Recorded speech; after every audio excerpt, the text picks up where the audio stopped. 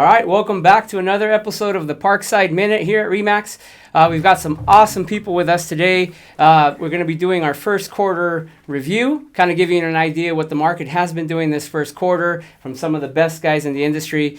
Just wanted to put this out there so that we have more information for all of our agents and buyers and sellers to kind of get an idea of what the market is doing. So I'll take a quick minute. If you guys can introduce yourselves real quick. I know a lot of people may know you already, but if you don't mind, would you let us kind of know your name and go from there? Thank you, Gerson. Fred Bruin at RE/MAX Parkside Real Estate. Pete Dakin. I'm actually the broker owner of RE/MAX Parkside Real Estate. Awesome. So we're going to jump right into it. We're going to talk about the single-family residential market as a whole, and then we're also going to cover ranch and land as well. So we'll start. Why don't we start with Fred? We'll start reviewing some of the numbers for the first quarter. Very good. Thank you.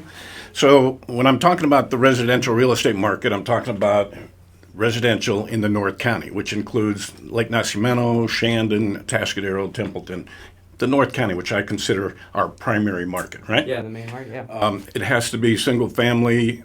It is not. It can be a condo in town. It could be a 1,200-acre ranch with 2 or 3 houses on it. Yeah. It does not include multifamily like apartment buildings. It does not include mobile homes on rented lots. Okay? So first quarter numbers are in, and if you want to, you got it up? All right. Okay, so the number of sales, 351 properties sold. That represents a 34% increase in the number of sales of the residential properties over the first quarter 2020.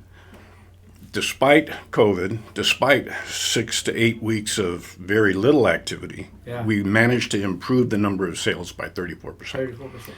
The median sale price, you can click through. So there it is. You can see the trend line on the rate of change, and that continues to improve.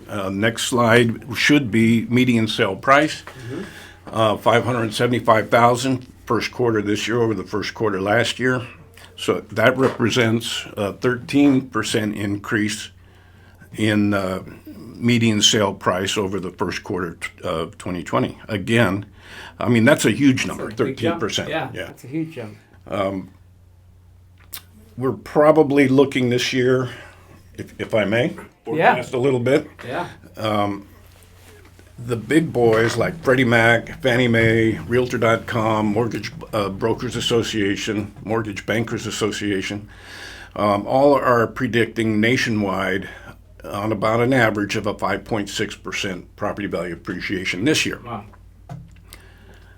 Us being a destination location and watching where the numbers are today and how they're trending, I think we're going to be closer to 6.5%, 7%, might be a stretch. But we're just going to continue to see property value appreciation through this year. Wow, which is still strong. I mean, and when we think about days on market, I mean, are we seeing that come down? Are we seeing that I don't change? have the local numbers, but I know nationally, because I look at the national numbers on a regular basis, that the number of days on market has been continuing to decline. 50 days, 40 days, 30 days. We're down to about 28 days average on the market of the properties that sold. Yeah. Of the properties that sold, this is an amazing number, a national number, but of the properties that sold, they average 4.2 offers. So it's amazing. Every listing that's sold is getting multiple offers. And that's kind of one of the topics as far as with inventory continuing to be low, are we going to see these numbers continue to steadily either increase or just kind of stay steady where they are? Which I'm glad you brought that up. When I look at available inventory, I mean, I look at fully available. Yeah. Today we have 380 homes on the market, signs out in the neighborhood. Yeah. 230 of those are in escrow, so they're not really available. Right. We only have 130 fully available homes on the market. Yeah. Compare that to 2005 when we had 1,400 homes on the market. Wow. That just tells you what a difference the market is today than it was. So inventory is playing a big part of it all. So obviously if you're a seller, I mean, no better time to be on the market than now. You're seeing multiple offers, like you said. So, wow, that's amazing. So why don't we start now with land and ranches and kind of get your idea of your take on the market? Yeah, the high-end product, I'm just going to go above $1 million, high-end properties. above $1 million hadn't been getting a lot of love in the past up until about the last 6 months or so. It was more of a traditional market where it would take 6 months to a year to sell these types of properties, $1 million, $2 million, $3 million, et cetera. These can be just estate caliber homes on acreage or within a gated community like Santa Isabel or Spanish Camp. Now there's much more vibrant activity on that higher Even end in product. that market, When you look at ranch properties as well, now ranch properties I'm going to say is something like 200, 300, 500, 3,000, 4,000 acres. Those properties traditionally are 1 to 2 year type absorption time frames. Wow. And now there's much more buyer demand for that type of product. And that has just changed, I would say, within the last 6 months.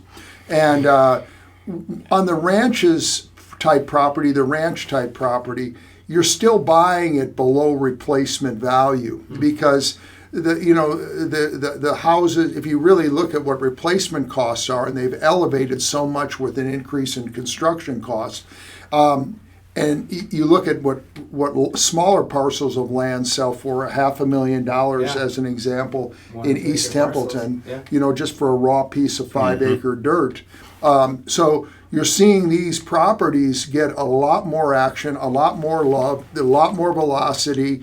Prices haven't really gone up that much on this ranch stuff, but what you're seeing is demand for that product. Very important. Number two, vineyards.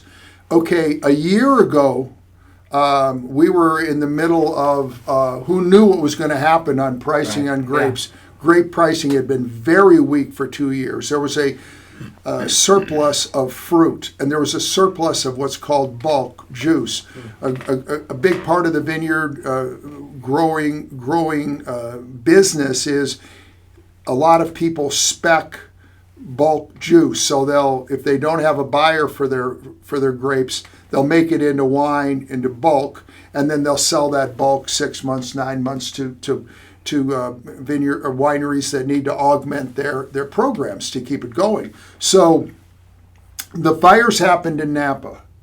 And when that happened, it gave smoke taint called on the fruit. And it really eviscerated that whole North Coast Napa area for grapes, because you can't have smoke taint because it ruins your wine, right? So all the bulk market, all that bulk market that was weighing on grape prices and went away, like gone. And right now, today, I'm going to tell you, the grape market has made a complete turnaround. Wow. People are writing contracts for fruit. The numbers are back. I'm not saying it's a big numbers for fruit, but solid numbers again, and people are trying to establish relationships, longer term relationships with people that have vineyards so they can control the quality of their fruit and control their bottle product offerings. And so instead of waiting till the end of the harvest, or end of the harvest to start going, and then hopefully get grapes cheap, they're making deals now, right now. Getting ahead of the curve. Big difference. We're seeing raw land sell too. People buying dirt, different, whether they're going to build on it or whatever. But there's been it's a really interesting market right now. It's a very dynamic market, and that's where. Yeah, it's funny. I think if you're meeting with buyers and you're talking about comparables, it's very hard to put a picture of a 6 month kind of for comps purposes, because we're looking at over the last 90 days, everything's moving so quickly. Prices are, offers are, so you've got multiple offers, like you were mentioning, some to the point where maybe a buyer has made offers on 10, 15 different properties and hasn't gotten it yet. And so you're starting to see some of that discouragement for buyers, and you do have it as far as some fatigue, maybe taking a break or waiting until something comes out maybe a little bit more price friendly for them. Are you guys noticing that as well? Are you seeing in the multiple offer stage where you do see some of that with buyers? And certainly have seen that, what you want to call buyer fatigue. Yeah. They're frustrated, particularly buyers that have a property they need to sell to buy. Contingent offers are just almost considered anymore. So yes, absolutely, we're seeing buyer fatigue. Yeah. Some light at the end of the tunnel. I think we're at that point in the market where we're going to start seeing a few more properties trickle onto the market as Yeah, the I think so. vaccine is more widely spread. People are going to feel more comfortable about making a move, and we'll start seeing those people who've been holding off listing, Right. which will add to the inventory. As the COVID clause to help protect people paying mortgages expires, we Yeah. may see some of those trickle into the market. It's not going to Finally be hit any the big market. number. Yeah. But, and they're going to be for sale. They're not going to be foreclosure. Yeah. The equity in today's There's real equity, estate market yeah, is fantastic. Sure. So no, I think that's great. So hopefully you guys found that very insightful. Like I said, more than anything, it's just to get the information out there so that we can all make the best decision for our families and our business and our sellers and our buyers. So once again, thank you guys again for joining us, and we look forward to seeing you on the next one. Sounds good, guys. Thanks, Gers. Thank you, Freddie Gers. B. You got it.